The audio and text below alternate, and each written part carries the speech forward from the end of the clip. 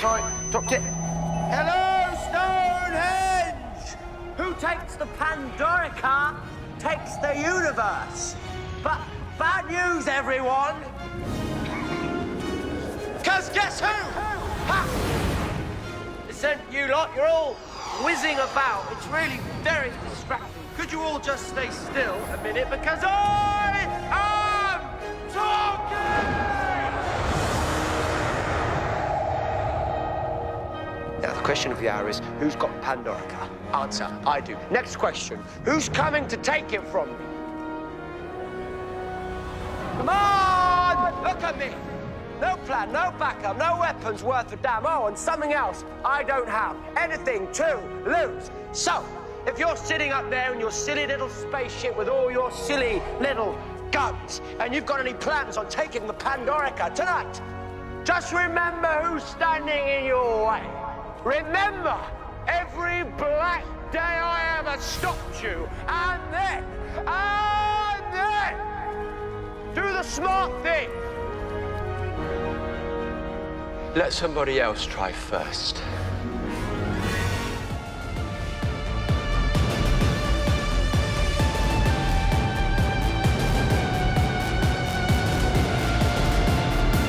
Welcome to Who Watches Who, a Doctor Who podcast with me, Matthew, and as always, I am joined with... Hello, it's Scott, and yeah, we're nearing almost at the end of our chronological look at Doctors this year, which is insane to think about. It feels like just yesterday we started with William Hartnell. We were so young then. It is crazy how far we've come. I feel like we've been saying that every week, but it's absolutely flown by, and now we're already on Matt Smith, which is crazy because like when we were doing like Hartnell and Troughton and stuff, like Matt Smith felt like a lifetime away. Like, you know, it was like, oh god, that's way in September that's happening. They've got a whole year to get through. Now we're here in September, and I'm like, fucking, what has happened this year? Nothing. Absolutely nothing. Yeah, we've only got 5 episodes of a chronological look left. That's insane. Damn. Insane. Damn. And then we end the podcast forever. But this week we are looking at the Pandorica Opens, which is part 1 of a 2-part finale for Matt Smith. Last week we were looking at Stolen Earth and Journey's End, and this one is Pandorica Opens and Big Bang next week. And Pandorica Opens first aired on the 19th of June 2010, which was a Saturday, and a upsetting 13 years, 2 months and 18 days ago at the time of recording, which is I don't want it to be that long ago. I don't. Yeah. Can we stop it being that long ago, please? Oh yeah, I remember round about this time, I was getting ready to go to France with my school. Wow. Wow. And around just about 2 weeks later, I see Avatar on a school bus in France, and I fall asleep. Oh, this is then. This Yes. is then. I remember we talked about that, Yes. right? So I'm like 2 weeks away from seeing most of Avatar on a bus. Wow. The best viewing of Avatar, you know? It's a way James Cameron intended. Yes. I think at this time I would be, you know, we're coming up to school summer holidays, so I'd be getting ready to go on holiday in the summer. 2010 is the year that I went to Florida, so it'd be a Florida holiday that year. Yeah, just at, you know, 2010, I'm 10 years old, so it's like, what, P5? P6? Something like that, P5? So, you know, just living life. I'm just living life in 2010.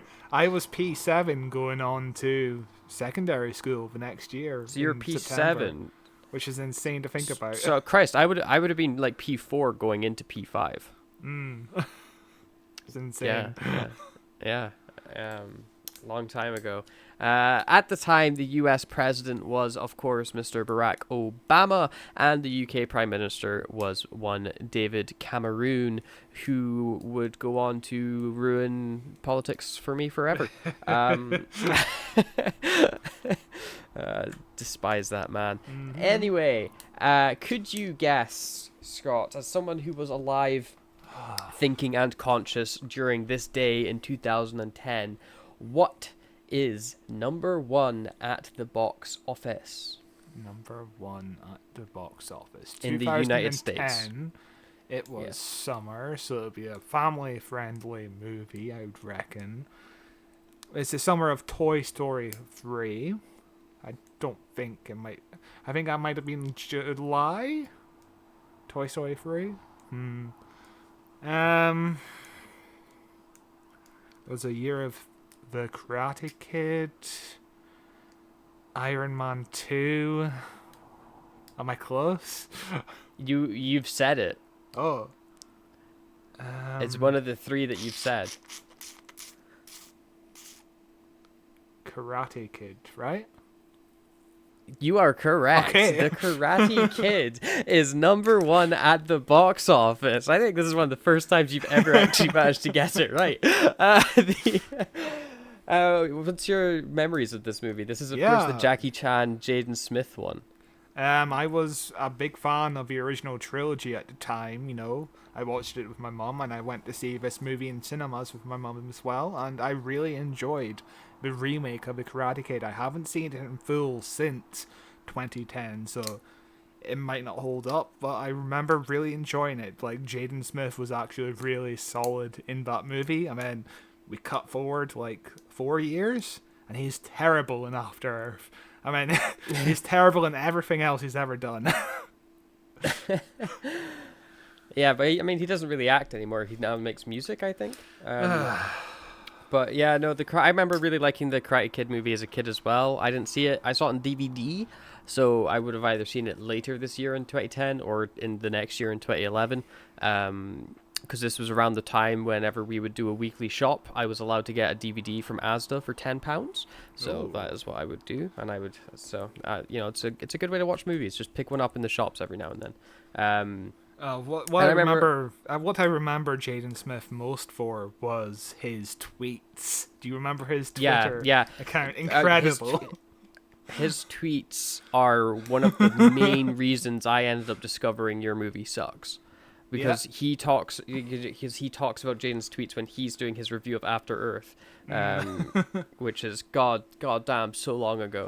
How can mirrors be real if our eyes aren't? If real? our eyes aren't real, these are good questions, though. You know. But yeah, no, I think this was actually my first expose to the Karate Kid universe. I don't think I had seen the originals before this, so the Karate Kid was my first experience. I've since gone back and watched every Karate Kid movie and have seen all of Cobra Kai, and I absolutely am obsessed with it. I think it's amazing.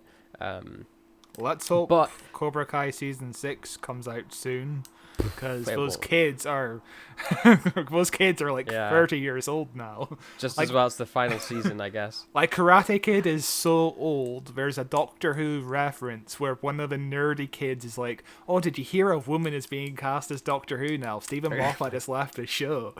Like, that's how old Cobra Kai is. Jesus Christ, you're right. They do make that joke in Cobra Kai. That's crazy.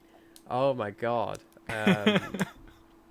I want to know which writer in the writer's room is the Doctor Who fan that stuck that in. Yeah, get him on this show.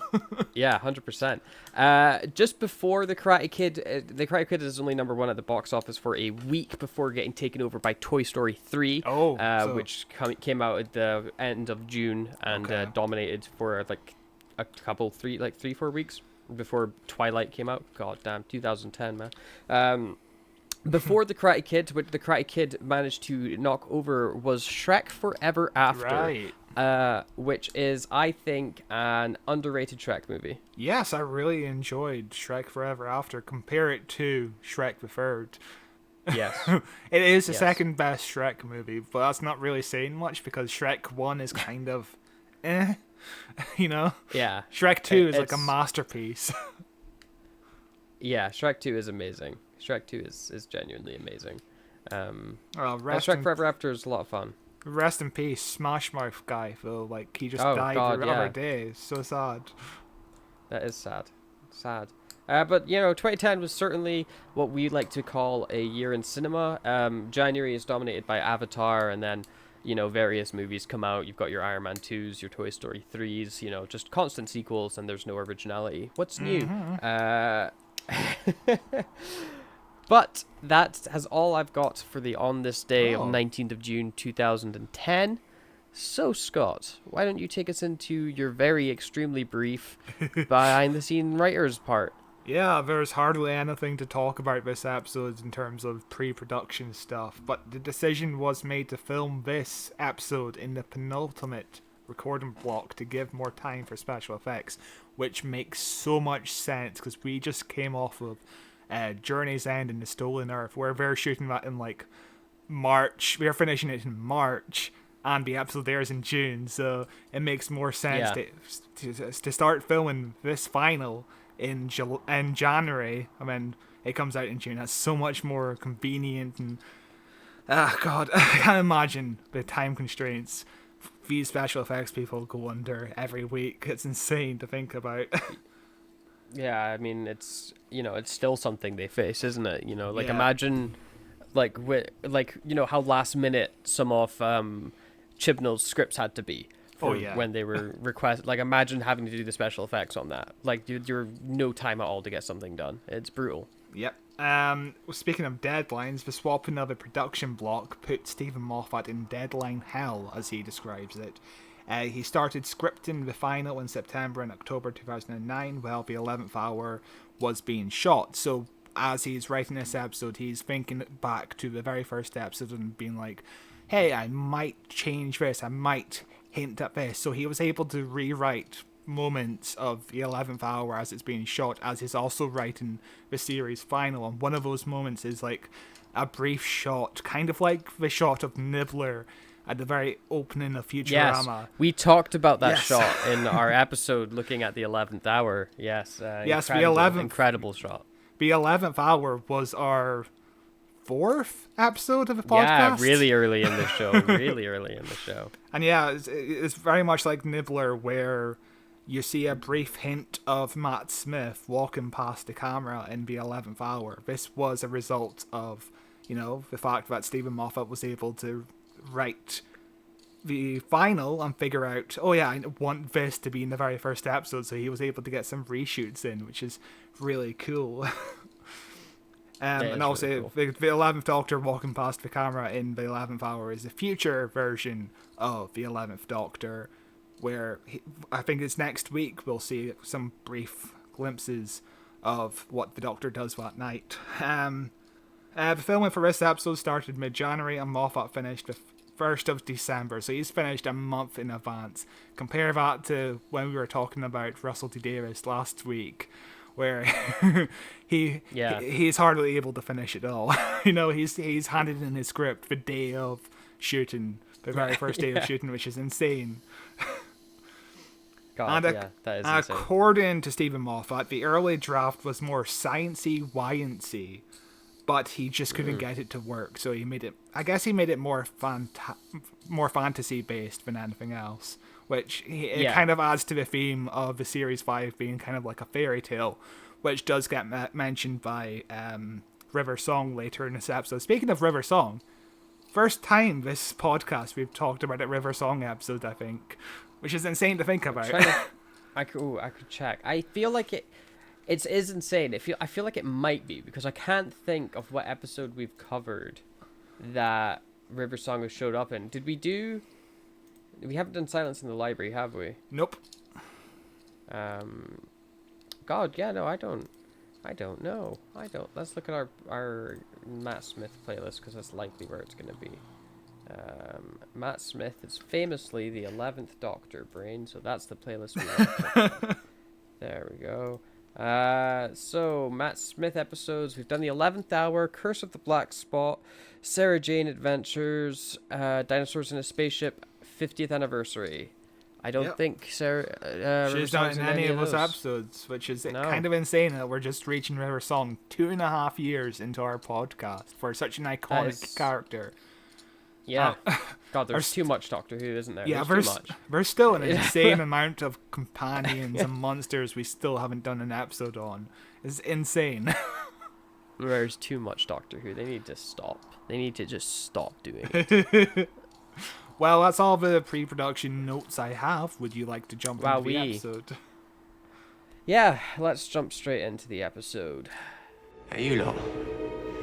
working together. An alliance. How is that possible? The cracks in the skin of the universe. All reality is threatened. All universes will be deleted. What? And you've come to me for help? No! We will save the universe from you! From me? All projections correlate, all evidence concurs. The Doctor will destroy the universe. No, you got it wrong. The Pandorica was constructed to ensure the safety of the Alliance. A scenario was devised from the memories of your companion. A trap the Doctor could not resist. The cracks in time are the work of the Doctor. It is confirmed. No, not me, the TARDIS, and I'm not in the TARDIS, am I? Only the Doctor can pilot the TARDIS. Please, listen to me. You will be prevented. Total event collapse, every sun will supernova at every moment in history. The whole universe will never have existed. Please listen to me. Seal the Pandorica. No, please listen to me. The TARDIS is exploding right now, and I'm the only one who can stop it. Listen to me. The episode begins with a not so problematic at the time, maybe more problematic looking back on it, scene of Vincent van Gogh or Van Gogh, depending on how you want to pronounce it, screaming in agony and terror in his bed, unconsolable by doctors, and, you know, being cast and told he's crazy, as he's ended up having a psychic vision of the TARDIS exploding and has painted that as like a warning or a message to the Doctor. And I, like, as a kid or anything, I didn't have any issues and stuff with that. And you were mentioning that there was some chat on the old X.com about this scene. Yeah, there were some people thinking it's problematic because this episode kind of makes Vincent van Gogh's problems more the fact that he's just seeing the TARDIS explode rather than the actual depression he lived through, which was obviously the main point of Vincent and the Doctor. Like, Vincent and the Doctor was written from the viewpoint from Richard Curtis, who recently lost his sister due to suicide, and he wrote that episode in memory of her. And now the series finals, like, he's kind of depressed because he sees the TARDIS exploding, which I understand. I don't mind it either way. I'm not the biggest. I don't think it's the biggest deal, but I understand some people really finding a lot to relate to in Vincent and the Doctor feeling upset with this plot. Yeah. It's a sensitive subject. I get it as well, but it's also like, I don't know if this one scene is saying that all of the trauma and pain that Vincent van Gogh feels is because he had this one psychic message.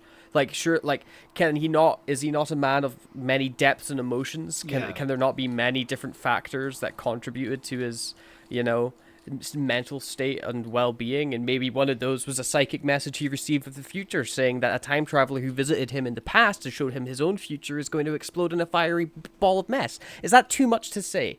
Is that unreasonable? I don't think so. I think that's fair. But yeah, the only reason why Vincent van Gogh and Winston Churchill, who we're about to get to, is in this episode because Moffat wanted this to be a sequel episode to every episode in Series 5, which is why this episode is so front-loaded with all these cameos. And the only episode he couldn't really fit in was Amy's Choice, understandably, because most of that takes place in a fantasy world, but he does get there. He does a good job of making a sequel to most episodes.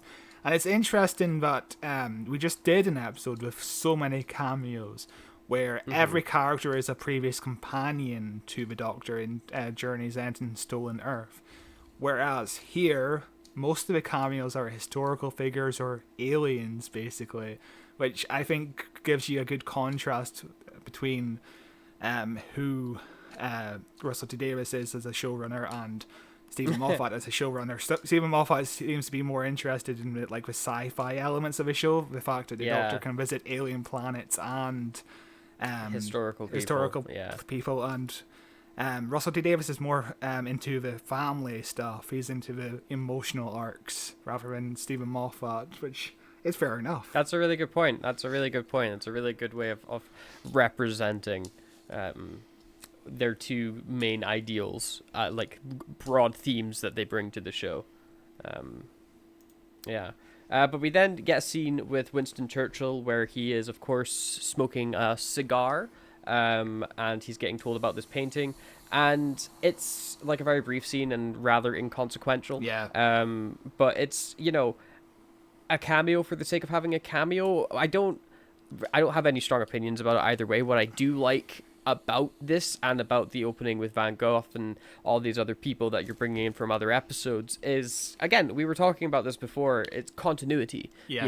It builds like this structure and this form around the world, and sure, this continuity has nothing to do with the previous four series continuity, but this is now Moffat's continuity, and from here he expands and builds his own little world, which maybe we're forever asking this question of why the Chibnall era didn't work, but maybe that's why it didn't work, because Chibnall's era didn't feel connected to this one, but it also never established its own continuity. It never had its own characters that came back or memorable villains, except the Tooth Guy. Remember the Tooth Guy? He came back. Yeah, he came back, and then all of a sudden Graham really wanted to do murder. Yeah. Which was completely out of character. It was insane. Maybe that's one of the main issues Chibnall has. He never felt like a fully constructed world. It felt more like he was writing in like a knockoff Russell T Davis's world of Doctor Who. He never made it his own thing. Stephen Moffat makes this his own thing to the point where it's jarring that you get callbacks to the Russell T Davis era, because later on there's a motif where we see a Cyberman head.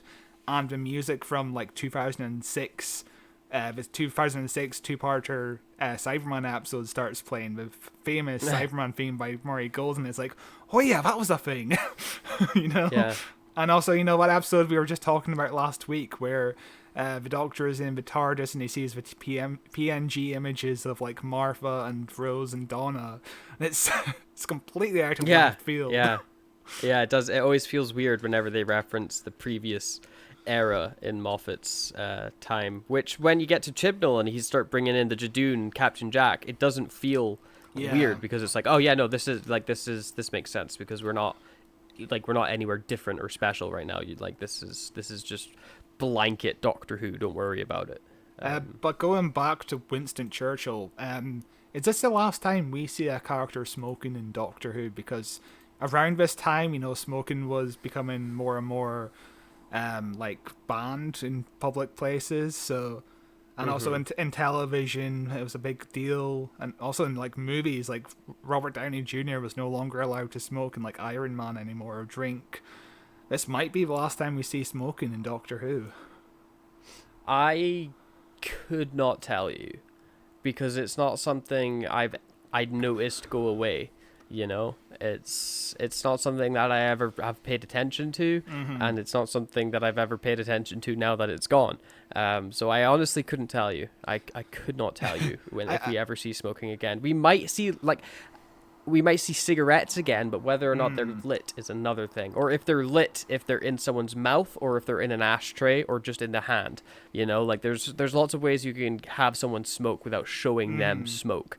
So whether or not this could be the last time we've seen someone draw smoke from a lit, tobaccoed device. But I could tell you. Around this time, the Walt Disney Company was starting to ban smoking from all of their movies, to the point where when they do Saving Mr. Banks, which was about Walt Disney getting the rights to Mary Poppins, played by Tom Hanks, they kind of allude to the fact that Walt Disney kind of died of lung cancer from too much smoking at the very start of the movie, because he's introduced behind closed doors just coughing. I mean, it's never referenced again. You don't see a single cigarette in his hand.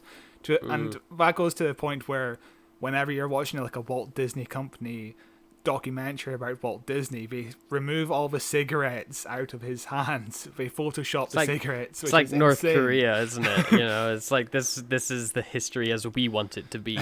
So all of a sudden, like, Walt Disney is doing like almost like the victory salute that Winston Churchill does in all of his pictures. Oh my god. Yeah, that's fun. Love it. Dystopian as hell. We then cut to... if you're the Walt Disney Company, wouldn't it be better to be like, yeah, Walt Disney got seriously ill by smoking. Don't smoke, kids, rather than pretending it never happened. But you can't. I guess that their way of looking at it is like, we can't speak ill of Walt Disney, for he is the god who created this empire. We must weep at his feet and thank the mouse that he exists. I mean, Walt Disney technically is still alive. He's frozen. Oh yeah, his Disney head is World. frozen. Yeah. I mean, he's going to come out of his hyper sleep someday Hyper soon. sleep. I don't know the correct word. I was almost there. Yeah. But he's going to come out of his hibernation soon, He's going to play. Mm-hmm. He's going to wake up and realize that Kingdom Hearts exists, and he's going to become a big weeb. Yeah. Imagine if we ever met Walt Disney in Kingdom Hearts. I wonder what that would be like. He must exist in Kingdom Hearts, right? Surely he's God in Kingdom Hearts. Like, Mickey Mouse exists, and he created Mickey Mouse, and Mickey Mouse is king. Who is above king but God? But who do all the Final Fantasy characters worship? Who created Final Fantasy? Oh gosh, that I don't know who created Final Fantasy off the top of my head. Maybe Walt Disney did that as well. I'm sure he did. I'm sure that was invented by Walt Disney as well. Walt Disney owns everything, so he might as well. Anyway, the episode, we cut to a fancy future hallway that's apparently a jail. It looks like a car park. This location is the same setting as, the Dalek episode from season 1. This is the same location, and you can tell that it's not meant to be a prison because it's not very prison-y, and there's no other cells, and apparently no other prisoners. It literally looks like a place you drive a car through, like a big parking garage. But Riversong has a phone call with Winston Churchill where he's like, oh, by the way, I have to tell you a thing in 1 minute because apparently time is going to stop this call happening or something. Don't worry about it.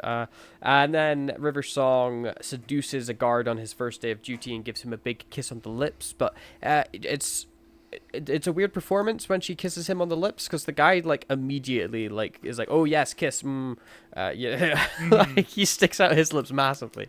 But she kisses him on the lips and hypnotizes him, and we get a funny joke where he's like, haha, you won't escape from us, Riversong, as all the other guards look at him and he points his gun at a silly drawing on a wall. Ha ha ha. Yeah, but we find out that Riversong has hallucinogenic lipstick. But my question to you is, doesn't the hallucinogenic effect work on Riversong too? Because she's wearing the lipstick. I imagine she's tripping balls at all times, yes. Fair enough. Well, she does leave her message in a mushroom planet, so...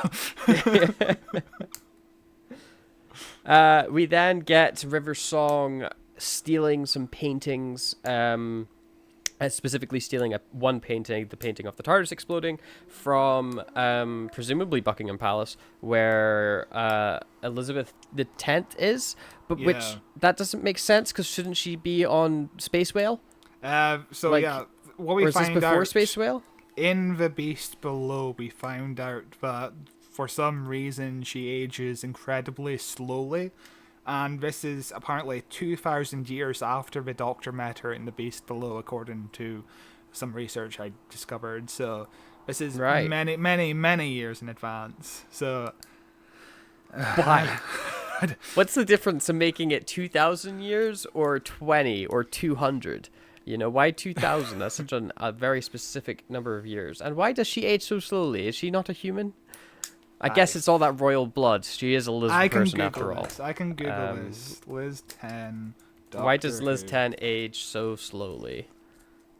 God, her government slowed down her body clock, keeping her effectively immortal.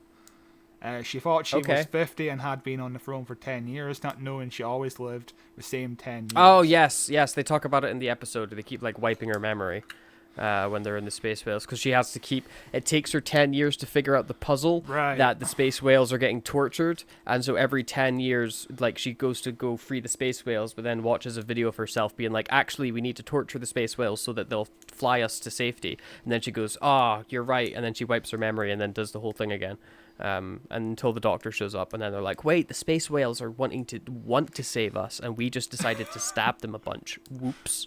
Well, I haven't seen that episode since 2010, so I have no memory. But I just told you everything. Just told you everything that well, happens. Spoilers.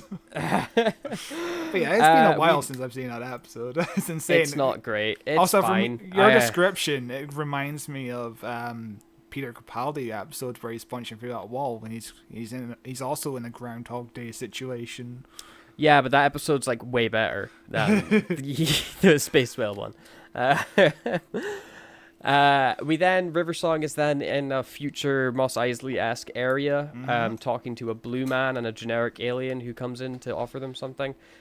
Blue Man, I've never learned his name, but he's a recurring character in the Matt Smith era. He eventually ends up working for the Silence or with the Silence and becomes a head in the box type thing, because he gets like assassinated by these assassins that put heads in boxes. I don't know, this guy's a weird ass life in the show. His name is Dorium Moldover, and cool.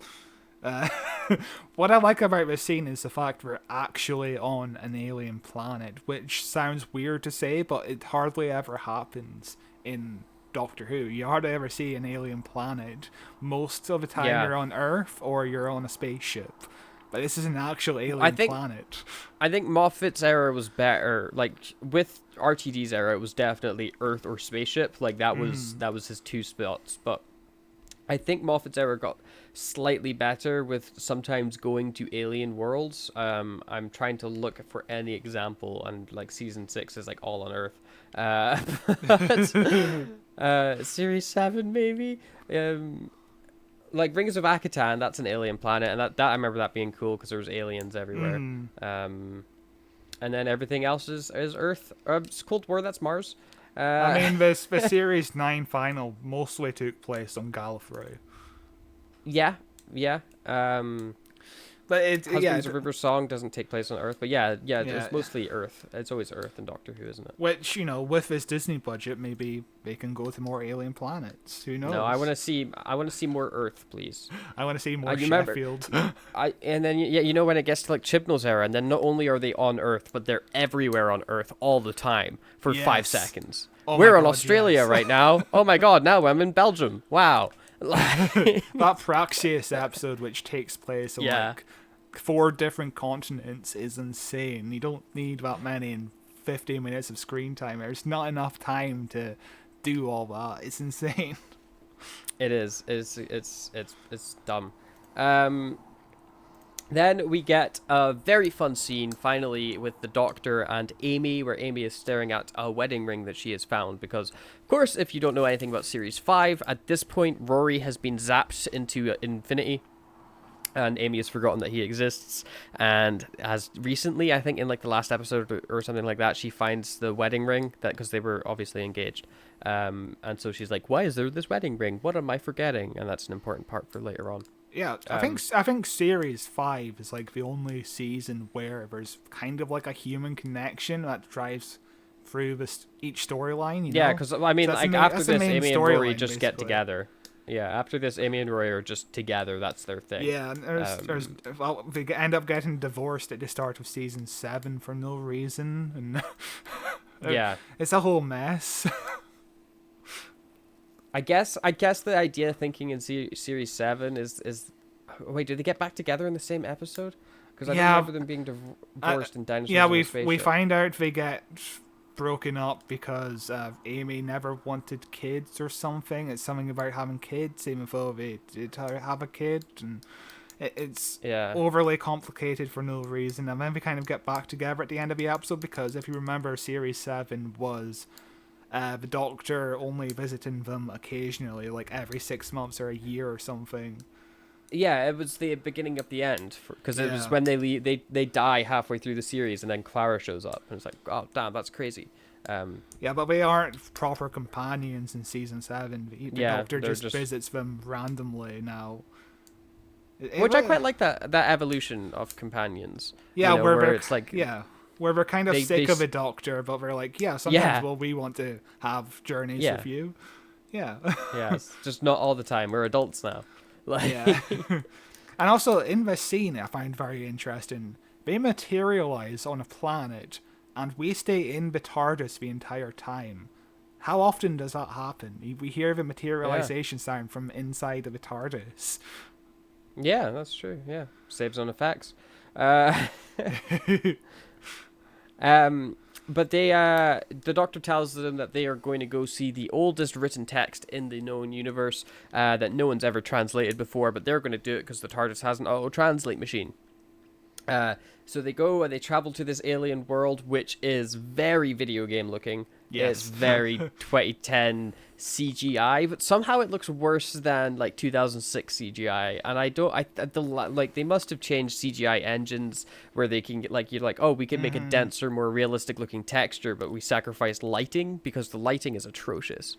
It kind of reminds me of Alice in Wonderland, which came out roughly around the same time. The Tim Burton. Oh yeah, that had Alice really in weird special effects as well. Yeah, although at least in that it's like stylized, you know. Yeah, but just the giant mushrooms both made me think of Alice in Wonderland, and also you, Matthew. I don't know what you're implying, but they see the text against the carved into the stone, and it says "Hello, sweetie." And I remember not being a huge fan of that as a 10-year-old, because I was like, oh, that's silly. Like the first writing is "Hello, sweetie" from River Song, but I'm not as angsty or as frustrated. Yeah, with I don't so care. totally I don't fine. care either way nowadays. I probably felt the same way as you did as a kid, but now we're older. Doctor Who is allowed to be silly. This is this aired when I was about 12 or 13, so I was starting to be more into the Doctor Who needs to be more serious camp. Gritty and serious. Yeah. It's a real show for adults. I'm an adult.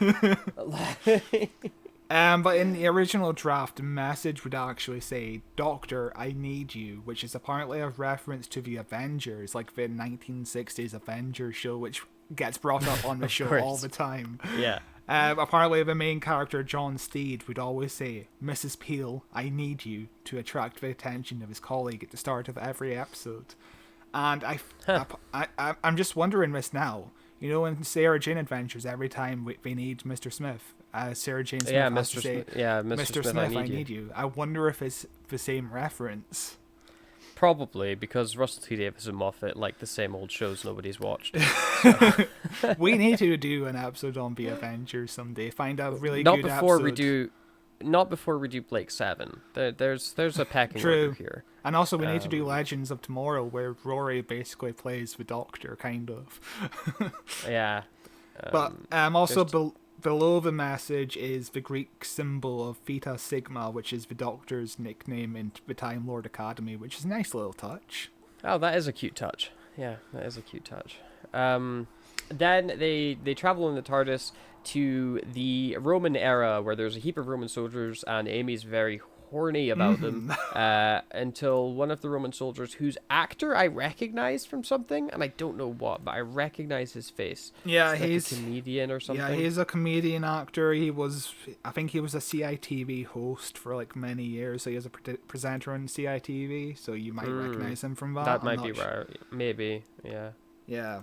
I didn't get his name, and I can't be arsed looking, so you're on your own there. But then they're like, "Oh, hello, Roman soldiers," and he comes running up, and he's like, "Cleopatra wants to see you," and he's got a big kiss mark on his face because obviously this is the hallucinogenic lipstick working on him. He takes him back, and it is River Song dressed up as Cleopatra, and she's like, "Hi, Doctor, look at this painting," and we see the very famous Van Gogh painting of the TARDIS exploding, and it's got like the swirls like it's Starry Night and stuff like that. And I believe that every single person that ever saw this episode or considered themselves a fan of Doctor Who at some point owned this poster, because I know that I definitely owned this poster and had it on my wall for many years. Years. I definitely didn't own the poster, but it was my wallpaper on my computer for maybe 6 months, I would say. It was my wallpaper on my phone until like earlier this year. Yes. Yeah, it's just it's an iconic painting. It does look ace. You know, it's an Yes. ace painting. It's very nice. But also, this is the end of the cold open, which is 7.5 minutes long. That's quite long it's for crazy. a cold open. God knows how long the coldest open is on Doctor Who. Like, I was recently watching season 1 of Good Omens for the first time, and like episode 4 or 5, that cold open takes place half an hour into an episode.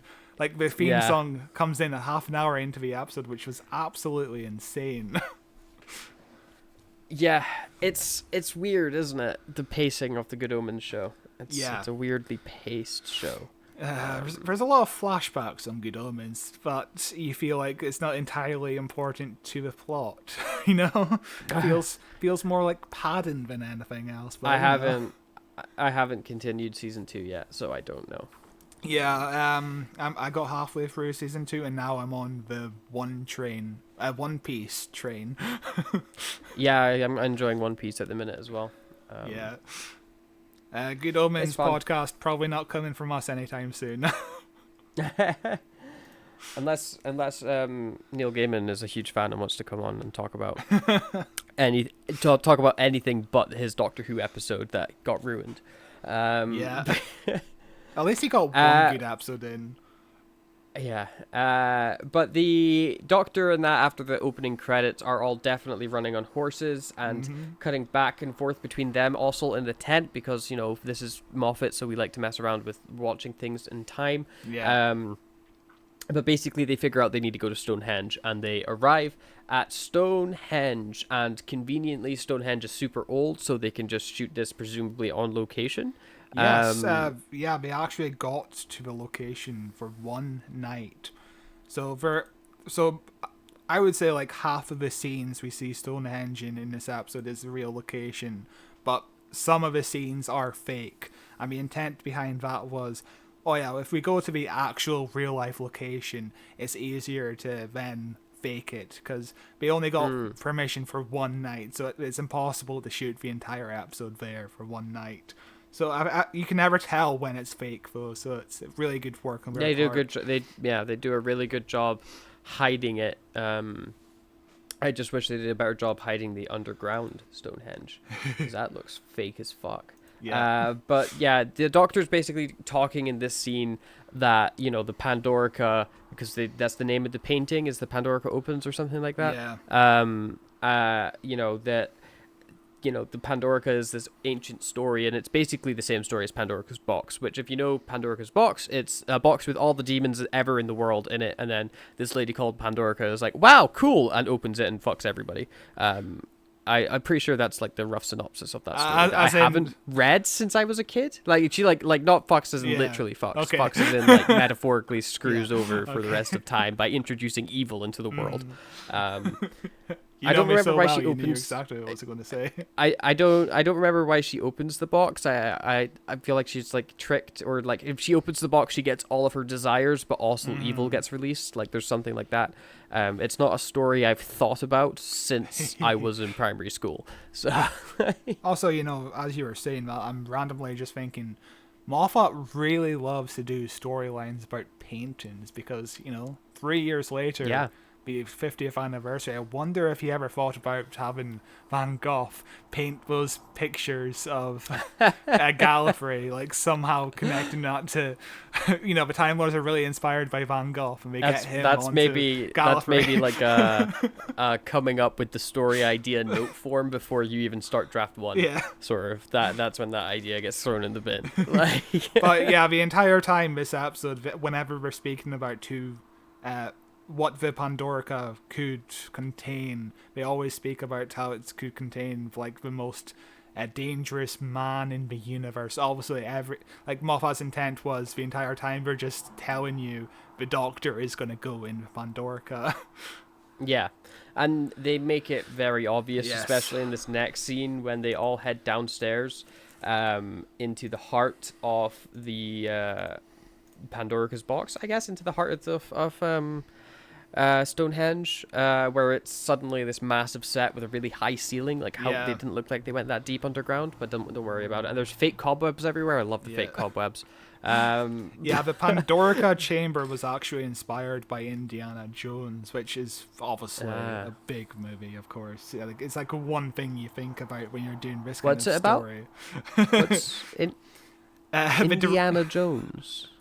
The director even played the John Williams score on the set so that the actors could move around as if they're actually Indiana Jones, you know, like the pacing, just to nail the pacing of these scenes. Get down. a feel off it. Yeah. Oh, yeah. This was apparently the biggest set of New Who at the time, which is kind of insane to think about because it feels so small. But then you have to think about all those monsters you have to fit in there later on in the episode. Yeah. So yeah, I guess it does make sense for it to be the biggest set. Yeah, you know, do you think like how funny, like, and like, oh my god, we didn't even realize how low budget it was back then. Do you think like Matt Smith and Karen Gillan have when they're working on like Guardians of the Galaxy or the Game of Thrones show, where the budgets are insane and they're on these huge, ridiculous cinematic ass sets, and it's like, wow, the Doctor Who was held together with glue and sellotape.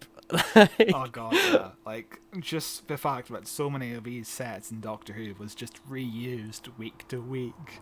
Insane to think about. Like, yeah, just that must be so jarring to actually jump onto like a proper production. A big budgeted show, or movie, Like, yeah. So all the Doctor, River, and Amy wind up holding these torches, which was actually a suggestion from the director. He wanted it to feel more cinematic, which does work fairly enough. They did, it's however, better than them just walking around in a lit cave. Yeah, like, it gives off some good lighting, I would say. But however, they did worry that Matt Smith would burn down the set because of how clumsy he is. Amazing. And also, Karen Gillan was very frightened to hold these torches because they're actual torches with fire on the end of it, which is fair enough to be actually scared of it because, you know, one wrong move and you could die. You'd be fine. So flash back into my life, because I was very cool at school.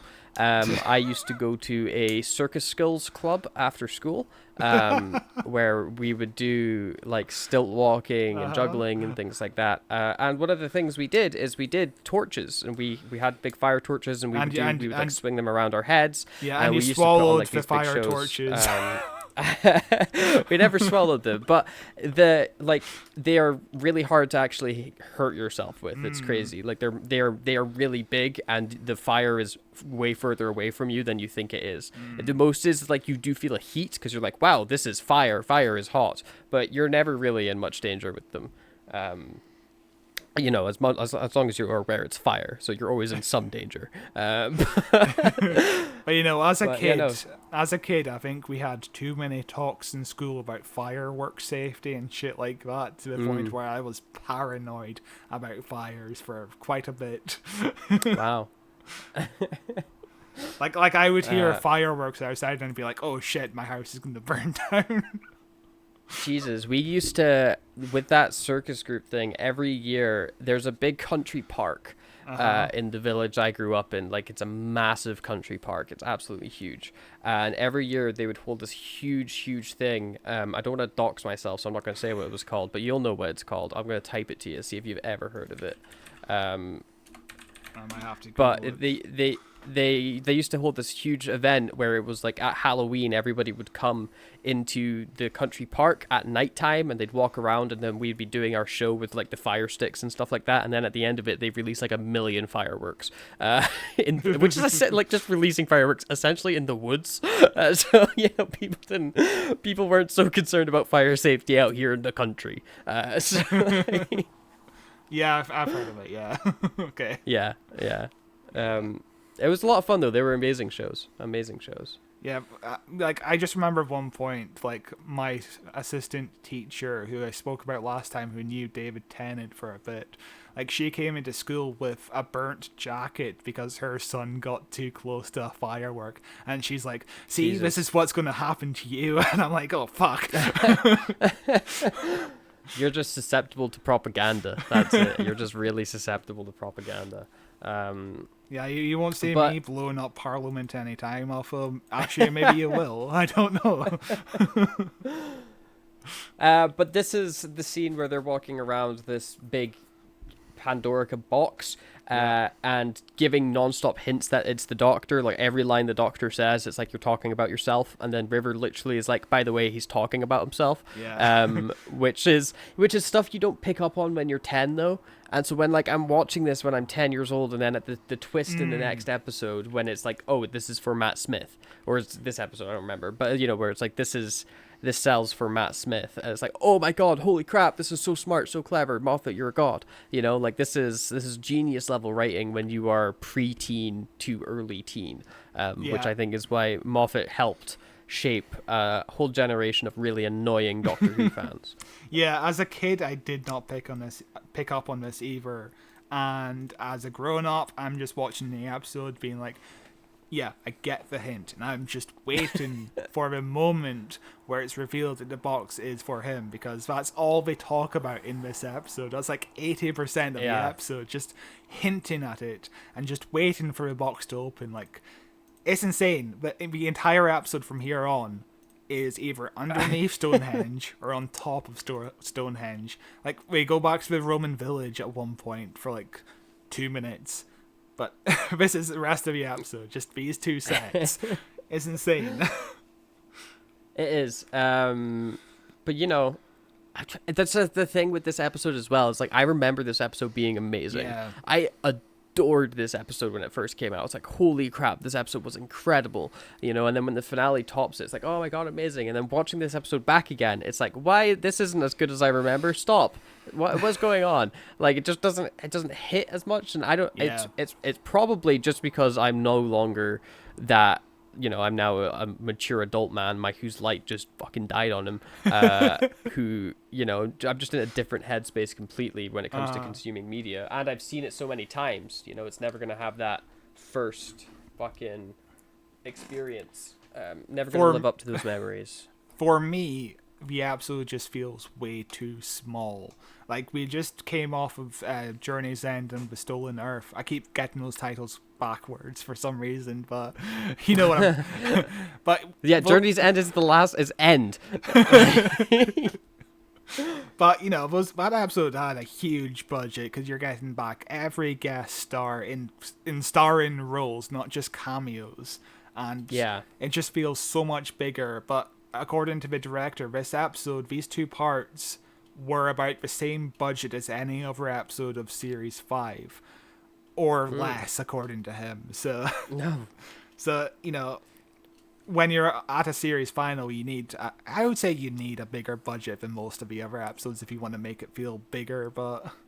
And also, like, this is definitely, if we compare it, because we've looked at Eccleston's and Tennant's final episodes this past, month, and their final episodes are a lot more cinematic feeling for sure. Like Eccleston's one feels like, holy crap, everything's coming together, and then David Tennant one is, holy crap, everything is coming together after 3 seasons of build up, so you've got an even bigger payoff than when it happened with Eccleston, whereas this one is more just, look at all the aliens, isn't that cool? And most of the aliens don't really cost that much money because they're just getting props from the prop department next door. That they've had for 5 years. Yeah. But yeah, my theory is that maybe this episode was shot cheaper than the next episode. They saved for money for the next episode because next episode is when they go timey-wimey madness, Yeah. And I do think, the series finals get better for Matt Smith as they go on. Like the series 7, The Name of the Doctor, You know, obviously building up to the the 50th anniversary. It was just, I remember that being incredible, just absolutely incredible. You know. Oh yeah. I was unsure about name of a Doctor at the time, mainly because of the whole Clara narrative when she's running around with green screen footage. There was a peak me disliking Clara time, but I've since grown to adore Clara as a companion, and she's one of my favorites now. So I'm okay with it. I see. My problem is I think I need to revisit Doctor Who from series 1 again, because I think I need to get back into the narrative of Clara, because every time I revisit her, I'm like, yeah, I see more interesting stuff about her, but I'm not entirely hooked on her yet. But I feel like if I watch it from beginning to end, that's the thing, you know, more. like as an annoying teenager, you know, I could not appreciate Clara as much as I can appreciate her as an adult with much better media literacy. But yeah, no, she's good. She's underrated, I think, as far as companions go. I saw a goddamn tweet saying that Yaz was underrated. I was like, fuck off. But, yeah, I don't understand the love for Yaz, but you know, if you like Yaz, fair enough. Yeah, whatever, man. I don't understand. The 13 Doctor stands they're a world of their own. It's like people that like Star Trek Discovery, and people that like Star Trek Discovery and 13th Doctor Who fans, I assure you, are the same people. Like even Dan, we both love Dan, but even Dan doesn't have. I love Dan for the memes, though. Like I love Dan because of like Doctor Who poop is the one reason I love Dan, because he made him into the best companion. Like, what was Dan's character? He was the best person ever. He was the nicest guy. That's the entire He was the nicest guy. He was the most selfless dude that ever lived. He doesn't need soup. He was Jesus That's what made Christ. Evil Dan. That's what made Evil Dan so iconic, because he's the polar, you know, he's pure evil. He is darkness embodied.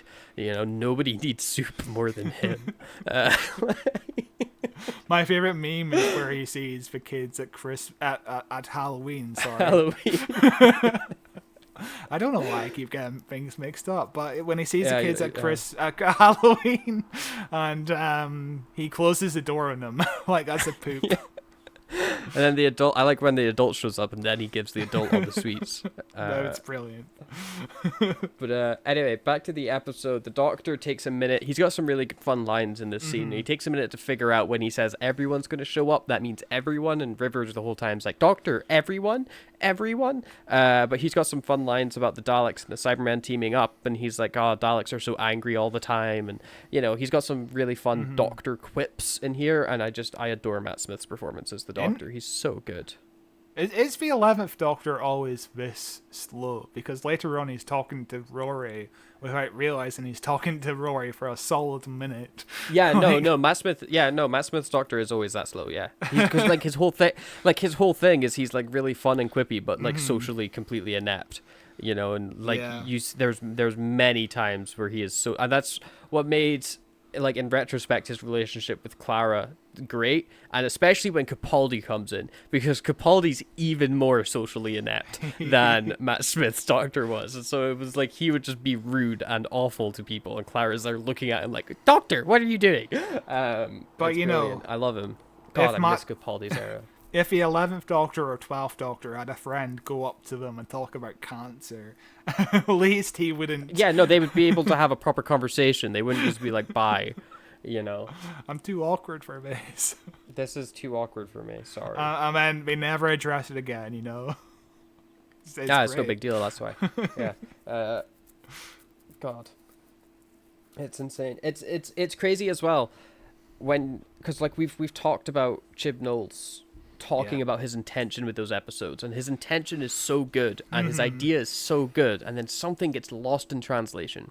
Yeah. You know. And it's very sad. But anyway, a bunch of bad guys show up and everybody goes running out of the tomb of Stonehenge. I don't know how else to describe it, you know. Yeah, it was really exciting as a kid listening to River Song list all these aliens: Cybermen, Daleks, Sontarans, Sycorax, the Slovene, the Zygons. She even lists off some Torchwood villains apparently. So like I was so excited. And then They just stand around a big box and do nothing. They do. That's what happens in this episode, is people stand around and do nothing. They just wait. This feels like classic Who filler. Where It they're really does. They're just waiting for the cliffhanger. It feels like a prologue more than anything. This feels like a mini-sode. You know? Certainly doesn't feel like it needs to be 40 minutes long. 48 minutes. Insane. Oh, yeah. This episode's longer than an average Doctor Who episode, 42 minutes. Somehow. Yeah, that is insane. Although this series is kind of all over the place. It's between 43 and then 48. Kind of inconsistently. But yeah, maybe the BBC was a bit more lax with their window, Yeah. So the episode continues as everybody goes outside to look at the fact that, yes, there is going to be lots of aliens in the sky, but before that happens, look over there, there's a bunch of Roman soldiers. Let's go talk to them instead. That's more interesting and definitely will fill out the episode longer, so that's good. Yeah, this is the point of the episode where we're both sitting here like, oh, the Pandorica speech is already about to begin, the Doctor's big speech of the episode, but then it doesn't happen for another 15 minutes.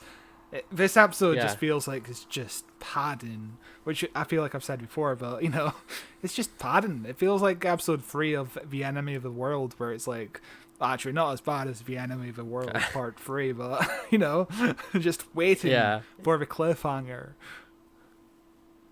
For me, watching this episode, I'm waiting for the speech and I'm waiting for the cliffhanger, because those are the only things that are really memorable. Watching this episode in a vacuum, I guess if I'd been going through series 5, Rory coming back is a bit more of a bigger deal. Like, I remember that reveal being really, really exciting when I first watched the series, but because we're just watching this as like an episode, the thing that I care about is the speech and the ending. Those are the things that I remember and that still have an emotional impact on me. And this stuff with them being at the Roman camp and figuring out that River Song had been lying to them, and the slow teasing reveal of Rory and Amy and that just fighting a Cyberman for 5 minutes. It's like, okay, I'm gonna look at my phone while this is happening, I guess. Yeah, it just feels like, the Cyberman stuff is really cool. I do love the body horror element of the Cyberman stuff. Oh, the human skull and the like snapping of the mask. Yes. Yeah, that's terrifying. Yeah, it's absolutely terrifying for sure. But the actual fight itself adds nothing to anything. We also get a little conversation between the Doctor and Amy, where the Doctor is trying to gradually hint about the fact that Amy is missing something, but she's not entirely getting it yet. She's getting kind of emotional about it because she's holding the engagement ring box, which matches her gloves, and I think that's it's a sign that it belongs to her because it matches the color of her gloves, which is a really nice little touch there. That is a good touch, yeah. But yeah, we get into the whole mystery box element of Amy Pond, which I'm not a big fan of, because the Doctor's like, oh, your house has too many rooms and the house was empty and there's you're a big mystery, Amy. Your life doesn't make sense. Well, fucking Doctor, none of our lives make sense. Like, there's nothing special about it. Like, you have too many rooms, Mathew. That's true, but like I think I don't mind the Amy mystery box scenario so much because I think the payoff is worth it. Like the reveal that River Song is her daughter and her connection to the Doctor after all, and her relationship that she goes on to have with Rory and stuff like that. I think that all makes her character worth it in the end, where it's not a frustrating, like, where if you look at somebody like Rey from Star Wars, where it's like, you were mystery boxed by the mystery box man himself, J.J. Abrams, but then they didn't figure out what the answers were, and so the answer is that your dad was a clone of Palpatine that looked nothing like Palpatine and ran away, and nobody cared about him, but they cared about you because you were the son, you were the daughter of the clone of See, Palpatine. now who's so getting mixed up. Yeah, so it's like that's a mystery box that doesn't have a payoff because it feels like they made it up on the spot, whereas the mystery box of Amy and River Song and Amy's like life and future and relationships and stuff feels planned out, even if it wasn't fully fleshed. It feels planned out and feels connected and like it makes sense. Yeah. You know? Yeah, it certainly does feel like Stephen Moffat had Series 5 and Series 6 planned out. I don't think he had Series 7 planned out, because there's an awkward period of, Amy and Rory are still here for 5 episodes, and their plot in those 5 episodes are a huge mess, but we'll get to them eventually. We haven't covered an episode of Series 7 yet, apart from Day of the We've Doctor. barely touched Matt Smith's era. It's incredible. Era. There's so much Doctor Who to cover. Yeah. We've done a lot of Eccleston. We've done a surprising amount of Eccleston. But yeah, as we're having this conversation, they realize we're getting shot by the Cyberman hand, and the Doctor runs out in front of it, and he says, "Look at me, I'm a target," which is a great line. And also another great line is where Matt Smith says, "It's like being an organ donor, except you're alive and screaming," which I absolutely love. He's got he's got so many good lines in this episode. Matt Smith does, but I feel like every episode, even if it's a bad episode with Matt Smith, he's got 1 or 2 good lines. He's always electric as the Doctor. But they end up fighting these things. The Doctor gets electrocuted by the arm, so Amy has to fight the head by herself, and it's just an excuse for her to end up in a separate room from the Doctor, so that Rory can save her by stabbing a Cyberman and almost stabbing Amy in the head. But she passes out. It's a really fun sequence, because the situation keeps getting worse for Amy. The Cyberman head starts growing tentacles, really, and it chokes Amy, and then the helmet opens up, the skull drops out of the head, and then the head it keeps starts, snapping at her him like a piranha, which I really love. And Stephen Moffat was considering making a Cyberman head an actual villain of an episode, because it's a really solid concept. I mean, he comes back to that idea a little bit with Handles. Except he doesn't make him a villain. He makes him like a pseudo companion. Usually I have a big issue where the Cyberman is presented as more of a robot, and here it's kind of a robot, but you can just imagine it's kind of a defense system in the armor, I would say. But what they talk about, like, doesn't Matt Smith like explicitly say, like, the human body inside that Cyberman is dead. It's looking for a new one. Like, it still wants that human flesh in it. That's why it's trying to gobble up Amy, because it's like, you can be the new meat sack inside this robot. And the Cyberman is armless, of course, and we actually get an amputee in to be the Cyberman, which is a really cool use of an amputee. Although they did go back and do reshoots where the guy wasn't available, so they had to green screen the arm in some of these shots. But either way, it's cool. Yeah. But Amy passes out when Rory saves her, and then the Doctor he comes almost in. stabs her in the head, by the way. Yes, her head is right murders next her. to this wall. Yes. Almost murders her, which would have been a very interesting turn of events for the episode. I mean, he does murder her later on, whether it's now or 25 minutes from now. He murders her in a much less violent way. But it leads to a very fun scene where the Doctor starts talking to Rory as if he's never been gone. Like, he just defaults back into, "Oh, Rory, hello, yeah, let's do all this stuff. By the way, this is happening, and what am I missing? I feel like I'm missing something." And it's very classic, quick-paced. One character isn't realizing something obvious comedy, but it works so well. Like, Matt Smith plays it brilliantly, and Arthur Dovell is the perfect straight man for it. I like brilliant. this version of the Doctor where his brain is running too fast and he can't slow he misses down obvious to realize. things. Yeah. I mean, of course, it's Arthur Darvill as Rory as the Roman does get 2 Big Finish box sets. Good on him. Because also they couldn't get Matt Smith or Karen Gillan because the guests are too huge now. So busy Hollywood money, baby. Yeah. We were just discussing this. Arthur DeVille doesn't do much TV or film work anymore. He does the occasional episode of TV shows here and there, but instead he does more stage work. He's the lead in Oklahoma on the West End right now, so good on him, I guess. Yeah, no, good on him for sure. I'm sure he's very happy doing that. It's not an easy task. Yeah, you that's know? one of the main reasons why he left Legends of Tomorrow, to just focus on stage work, which is a shame because he was the main character of Legends of Tomorrow. I really enjoyed him on that show, and he leaves after series 1 and only becomes a recurring character. Oh wow, that's okay. So he's the main of series 1, and then he leaves. And He's the becomes main not role the main in series anymore. 1 and 2. He gets a recurring role in series 3 where he gets his mind erased, and also there's an episode where John Barrowman tries to kidnap him, and I think he works with George Lucas in one episode where, I don't know, it's very weird. Yeah, everything you've told me about that show sounds mental, but it's a CW show, so I just like actively don't want to watch it. The show is kind of a Saturday morning cartoon, and sometimes when I watched it, I sometimes dug it, but sometimes it was just so ridiculous I couldn't get on board with it.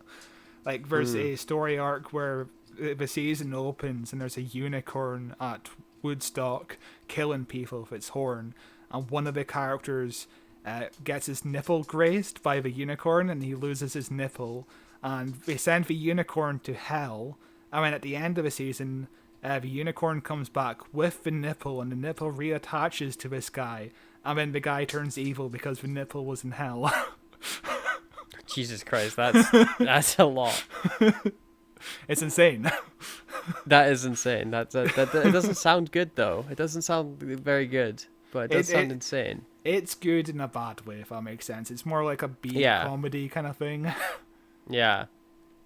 Oh, I get it.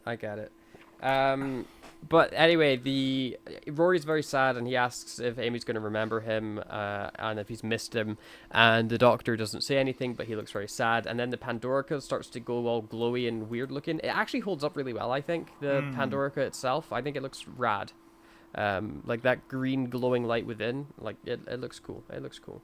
Also, there's a thing with big black cubes in Matt Smith's era, because big black cubes come back. Remember the episode where he has to like stay on Earth for like a day? Yeah. The Power of cubes everywhere? Three, which was a Chris Chibnall episode, and it was. The first 2 acts of that episode were really good. I mean, it fell apart towards the end. I remember really liking that episode. Yeah. But the Doctor climbs up on top to see all of the aliens have finally arrived. They decided that they were sick and tired of looking at all these Roman soldiers, and they land. They don't land, but they kind of like hover above, and there you can see there's like Easter eggs out its ass with these spaceships. Yeah. You can see the like spider ship, the like crystal thing from the Christmas episode with the spider lady. I don't remember the name of the episode. The Runaway Bride.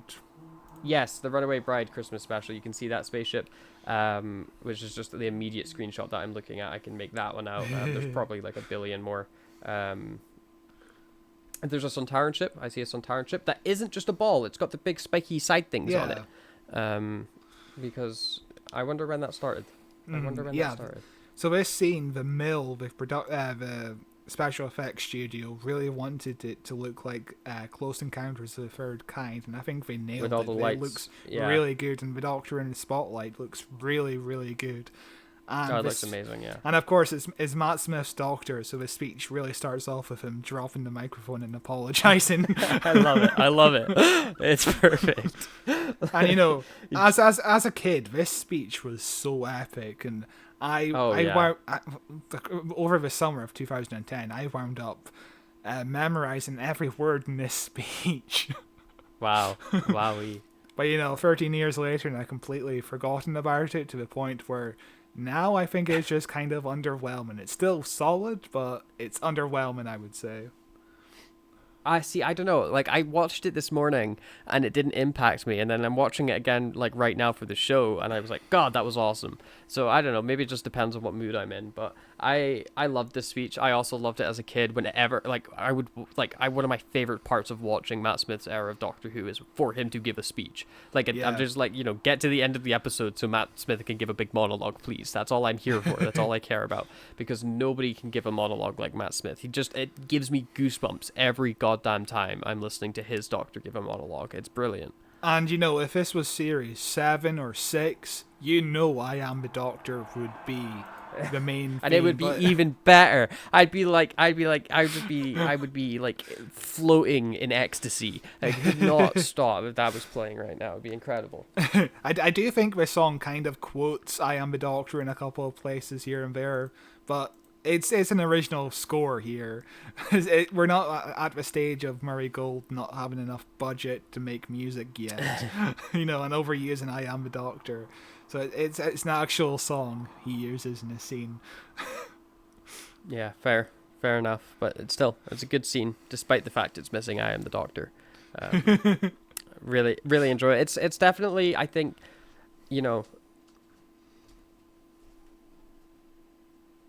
Hello? Sorry, my brother walked into my room. It's definitely, I think, one of Matt Smith's most iconic speeches. Like, if somebody's watching, like, through David Tennant's era of Doctor Who, and they get to Matt Smith, and then they're like, oh, I don't know if I like him. I don't know if I want to continue with this Doctor. I always say, just wait till you get to Pandorica Opens. Or Vincent and the Doctor, obviously, because that's one of my favorite episodes ever. But I'm like, if through Series 5 you're still not convinced, and the finale doesn't do anything for you, you're probably not going to get on board with his Doctor, because, like, I think this is such a good litmus test monologue, where it's like, if you watch that monologue and you're like, ooh, I want to see more, you're going to love the next 2 series, because that's all it is. The next 2 series is just Matt Smith giving monologues at the end of every episode, like... Around the time this came out, I remember seeing there's Comic Con footage of Sylvester McCoy reading out this speech, and I think Paul McGann also read out the speech at one point, which is really fun to hear previous Doctors do speeches. I want to hear that more often, because it's just really fun to hear their take on it, But yeah, that is fun. This speech still holds up well enough. It's just something that's not hitting me right now, and I'm not sure what that is. I feel like it's more to the fact that the Doctor is kind of like clumsy during this speech, where he's like, "Oh, you're whizzing around, and I can't stay concentrated." Yeah, like a lot of his speech isn't really. The speech at the end of the first part of the Angel 2-parter, where the Doctor's like, "Oh, there's one thing you never put in a box, and that's me." Is that the quote? Yeah. Is that the quote? Does that foreshadow the Pandorica? Is that the exact quote the Doctor says? There's one thing. I think so. Yeah. There's one thing you don't put in a box, and that's me. Yeah. Crazy. Okay, I didn't realize that was foreshadowing until I just said it. But yeah, he shoots a gun at the end, and Graham Norton pops up as a little cartoon character, if you remember. Yes. Do you know what I'm talking about? Yeah.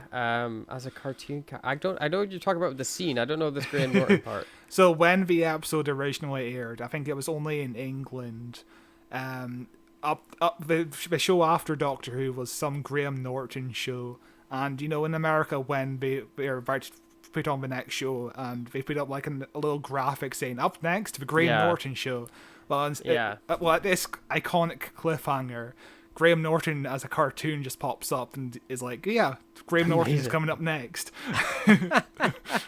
I'll actually send you a clip. Hold on. I hate things like that. I'm so glad that's not a staple of British television. Could you imagine if that would happen more often? I would hate that. It takes you out of the show completely. Like, yeah, 2 seconds. I'll find a clip for you where Graham Norton makes fun of it. I'm loving Amy Pond in the new series. Actually, recently, I achieved a lifelong ambition. I appeared on Doctor Who. Yes, I secured the prestigious role of man ruining the end of the episode. If you didn't see it, the BBC ran a trail, right, with a cartoon of me over the end of Doctor Who. Right? That's what it looked like. Yeah. 5,000 people called in afterwards. They love me. Oh. To be fair, it was annoying. So, especially for Doctor Who fans...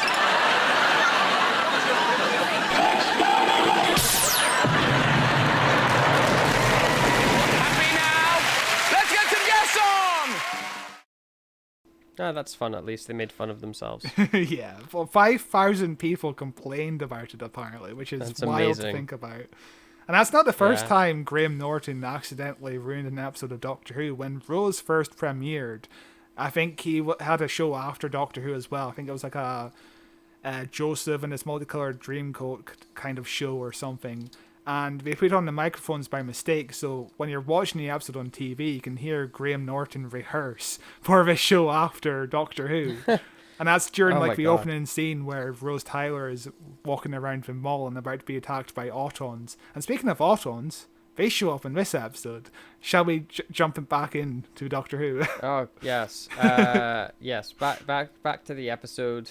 So the episode continues as Rory gets very upset that Amy doesn't recognize him, and he has a conversation with the Doctor about it. They don't really dwell on it too long. Like he's pretty understand. He's like, oh okay, I understand, and then he like just is like, okay, I'm just gonna talk to Amy and try and get her to remember. Which I guess just it's that Rory determination, you know. Yeah. The man. I mean, We will wait.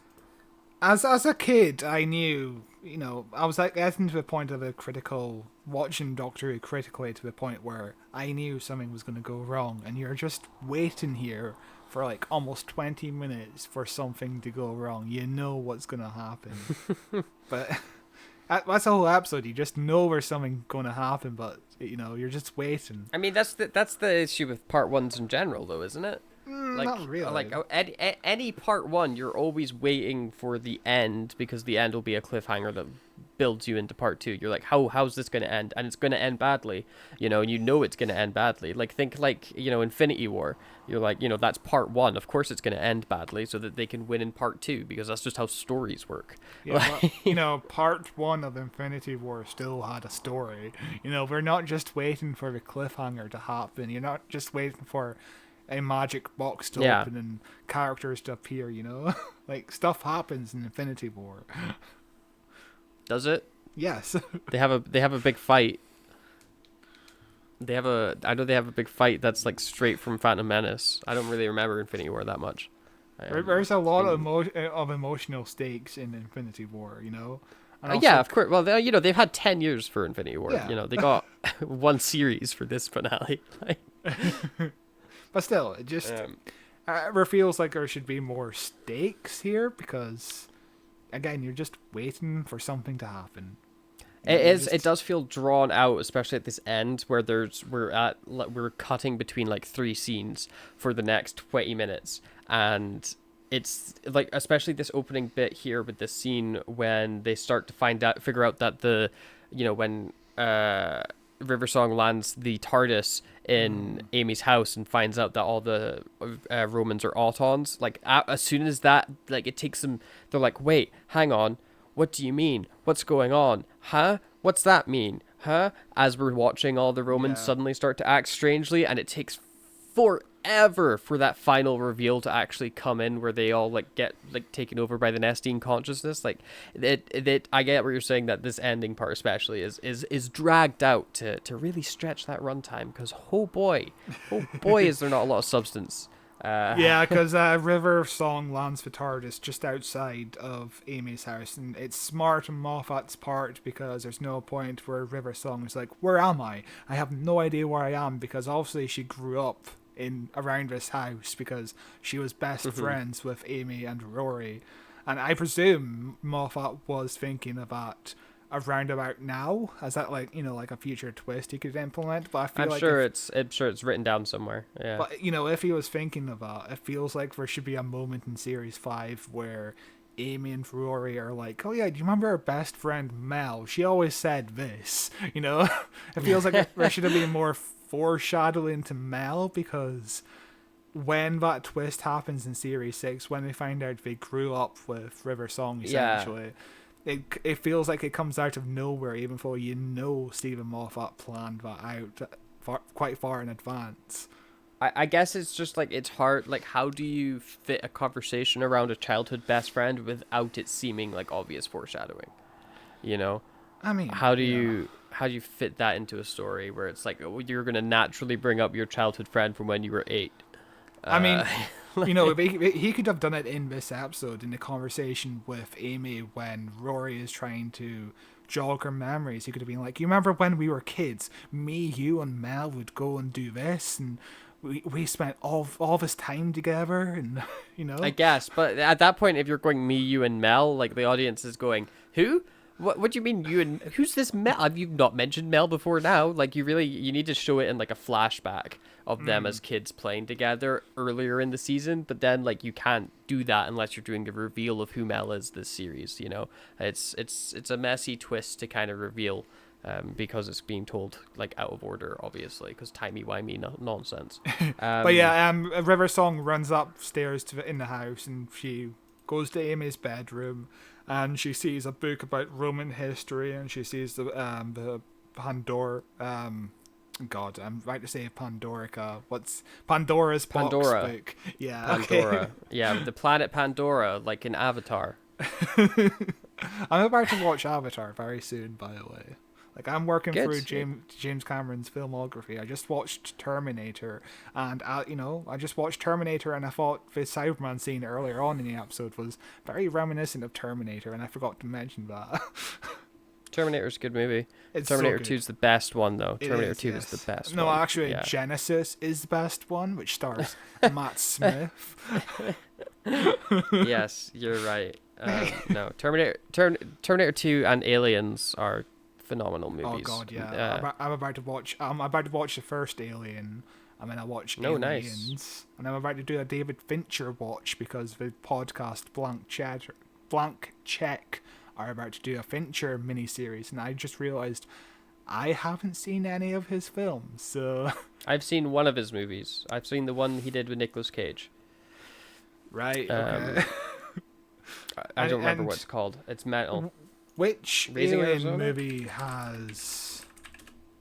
Which Alien movie? I don't think he did. No, that's Ethan Cohen. No, that's Ethan Cohen. David Fincher is the Seven guy, Fight Club. Yeah. It might not be David Fincher that did. But I'm about to see. David I'm Lynch. about to see Paul McGann in one of the Alien movies. I'm excited for that. I was thinking of David Lynch, not David Fincher. Oh wow, okay. David Lynch did a movie with Nicolas Cage called Wild at Heart, and it's mental. Yeah, okay. Mental See, movie. the only movies I've seen from David Lynch is Twin Peaks, the series, and the movie, which is so. You've not seen Dune? Have you not seen the original Dune movie? I've seen clips. I've seen shirtless. Oh, you need to Sting. see. I've seen the whole thing. It's such an interesting vibe. But yeah. You should watch Twin. Well, I keep saying we should do a Twin Peaks podcast one day. I would love to do that. Yeah. I do. Twin Peaks is on my list, but there's so many other shows, and it's so slow to start Twin Peaks. Yeah, I Like, understand. But we need to do a Twin Peaks podcast. It is one of the most insane experiences you will ever have. I'm sure. We also get just before that scene with River in the house, she's inside the TARDIS and she's looking at the date of 2010 in June 26th, and she goes to leave, and then a really cheesy crack appears on the screen, and the voice goes, "Silence will fall," and it's awful. I just wanted to mention it because it's really bad. Yeah, you can tell that Stephen Moffat didn't really know what the silence. Actually, maybe he did know what the silence was at this point, because there's that clip in The Lodger where Amy is stuck on the TARDIS the entire time because it's an Amy Light episode, and she looks at something, and she looks concerned, and then she looks away, and then she doesn't acknowledge anything. So maybe he did know what the silence was at this point, but this feels like he doesn't know what the silence was. It's very strange. God, I love the silence. They're such a good villain. Like they're I think my favorite Matt Smith villain arc, and I hate that they just ruined them.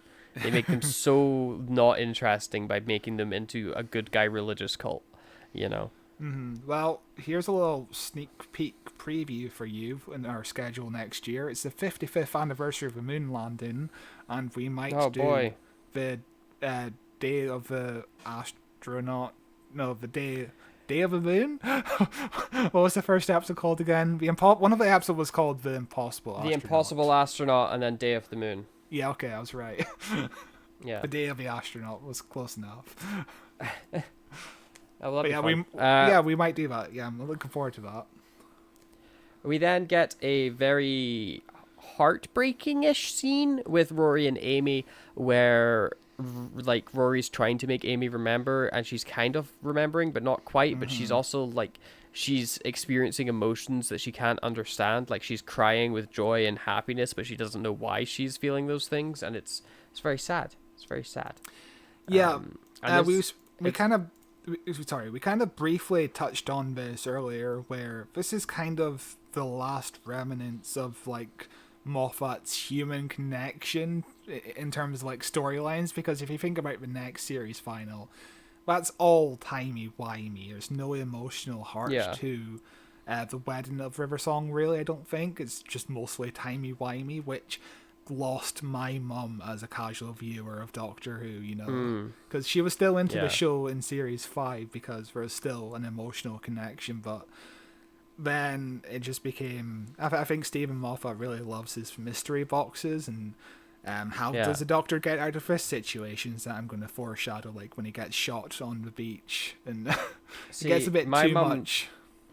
My mum was kind of the opposite, where she started series 5 with me, and she wasn't a huge fan of Matt Smith, but as things started going on, and by the time we were on series 7, she loved Matt Smith, and she was like, he really grows on you as the Doctor, and he really becomes like one of the really great ones as the Doctor, and I think he's great. And then like Capaldi came, and she dropped it like completely off. Right. But she I made it through Matt Smith. I feel like my mum kind of dropped off around about next episode, but she still tried to cling on to it, because next episode is just timey-wimey and kind of confusing if you're not really familiar with a lot of sci-fi tropes and stuff, because next episode is kind of mental from what I remember. It's been years since I've seen it, so I'm looking forward to digging back into that one next week. Yeah, same. As the scene is going on with Amy and Rory, we're constantly cutting back between Matt Smith and Riversong as well, and this is where the really prolonged, like their autons, by the way, happens, and it honestly takes forever, and they're not really talking of anything of interest, but it builds up to Amy remembering who Rory is the second that he basically turns into an auton, because, you know, tragedy. And he starts like fighting against it as all the other autons happen, and then the Doctor gets captured, and we see all of the villains, or some of them anyway, that come in.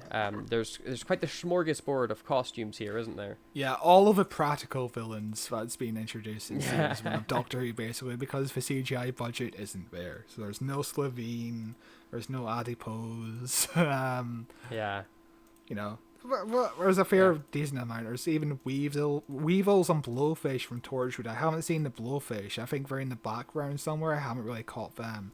And there's also the Uvodni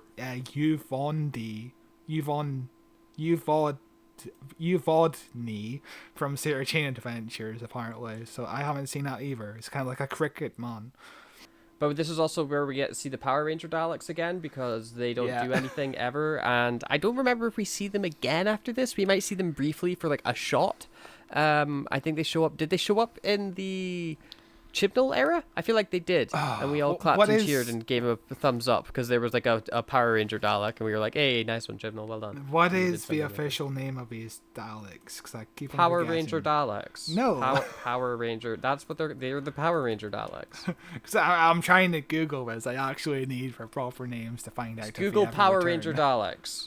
Power Ranger Daleks. What do we get? Mighty Morphin Dalek Rangers on r/Doctor Who. That's not helpful. I'd like anyone. That is, if they're talking about the Daleks. They're talking about those but Daleks. I need their proper names. It does start with a P. Is Paradigm?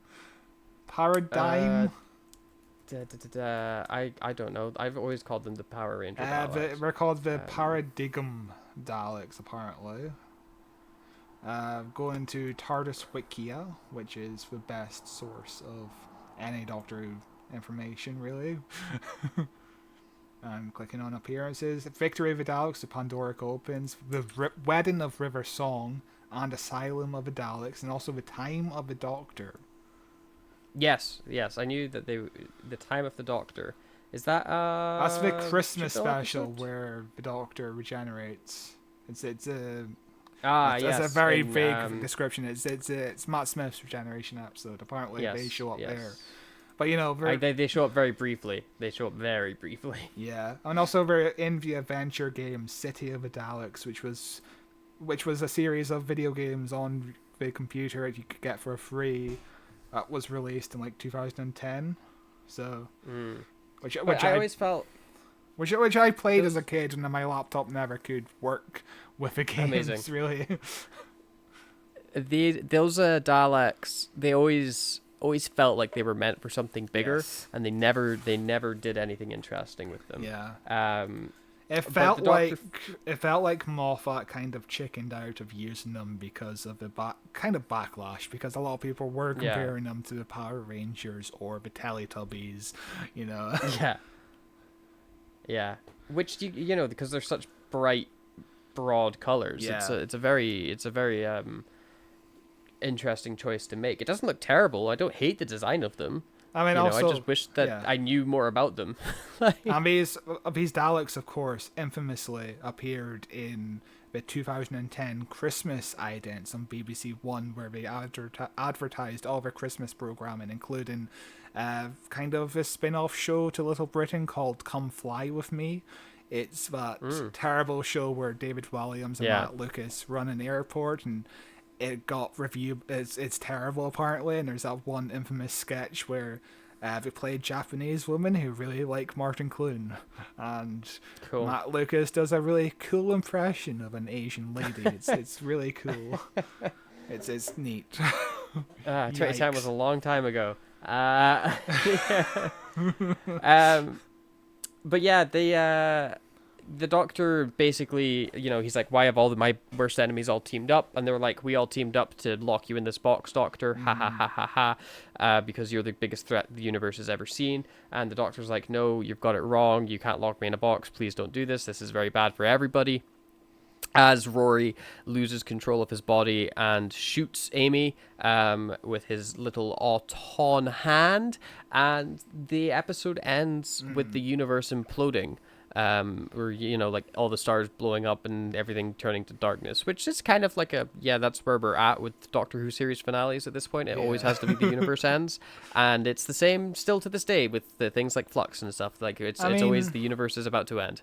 The Series 11 final was, we're on this alien planet and Graham really wants to kill this tooth man.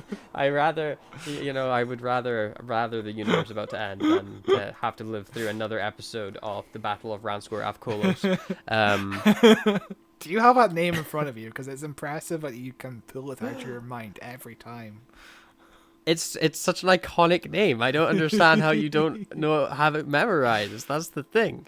Like it's one of those things where I've made the joke so many times that I just know the episode title now. Like, See, it's like how people can pronounce the Slovene home planet name perfectly, but I would stumble it on every time, so I don't even try. Do you know the name off by heart?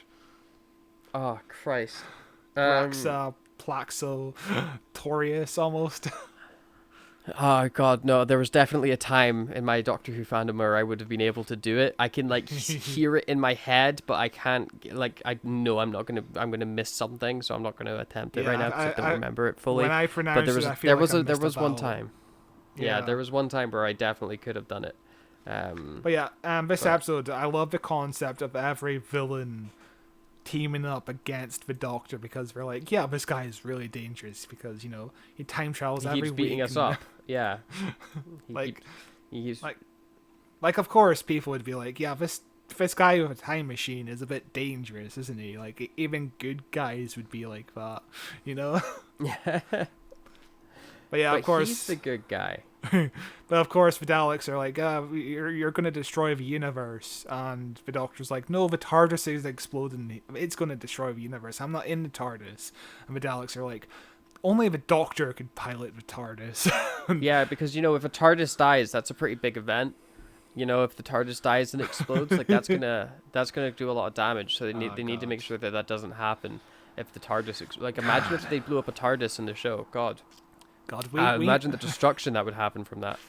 We need to do that New Year's Day special because we keep bringing it up. So bad. There's so much to talk about in that episode. Such a bad episode. But the original script ends with a stage direction. The whole screen burns out into nothing, a silence, then blackness, and across the blackness, as if splintering across the television screen, a crooked smile crack, which this episode kind of does that, but kind of doesn't. It doesn't do a crack. It instead ends on a to be continued without any next time trailer, which feels like it's trying to ape off of the end of A Stolen Earth, but it's not as impactful, I would say. No, it's not as impactful, and I think that's mostly because I don't believe the stakes in this episode. You know, I do not believe that the Doctor is going to be trapped in a box for the eternity and the universe is going to end.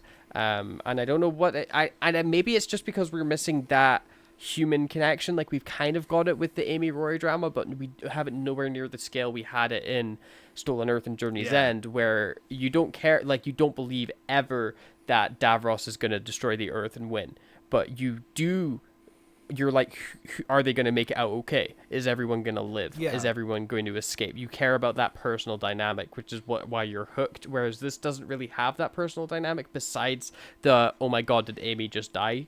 You know, what's going on with Rory stuff. The Doctor with all his villains and the universe ending, it's like, oh, this is a cool idea. I can't wait to see what the cool idea turns into. It's not really like edge of the seat, like, oh gosh. But it's still very good. I don't want to make it sound like it's not very good. It's very good. I do love the dip into silence at the end. It is impactful that way, but at the end of Stolen Earth, when the words "to be continued" appear on screen, you get done, done, done, kind of EastEnders kind of sound effect. Yeah. Instead, here it's just, oh yeah, to be continued. And if you blink or if you look away for a split second, you don't see the to be continued. Yeah, that's true. But yeah, no, it's a solid episode. Yeah, and that brings us to the end of the Pandorica Opens, which I think is a very good episode that's not as good as I remember it being. Yeah. I remember it being incredible, and instead it's like totally solid. You know, it's like completely fine, and almost a bottle episode, almost entirely a relatively boring bottle episode where it's just set up, you know. It's most of it is just padding, I would say, the stuff of the Cyberman, and a lot of just conversations about, oh yeah, I wonder what could fit in this box. I'm sure it's the most important man in the universe, whatever. Like, just a lot of heavy foreshadowing. And it's just a lot of waiting around for the cliffhanger, which is a classic Who kind of thing, where, you know, a lot of classic Who episodes is just sitting around waiting for that cliffhanger, like, you know. So it's a fine episode. Performances are great. The direction is pretty decent.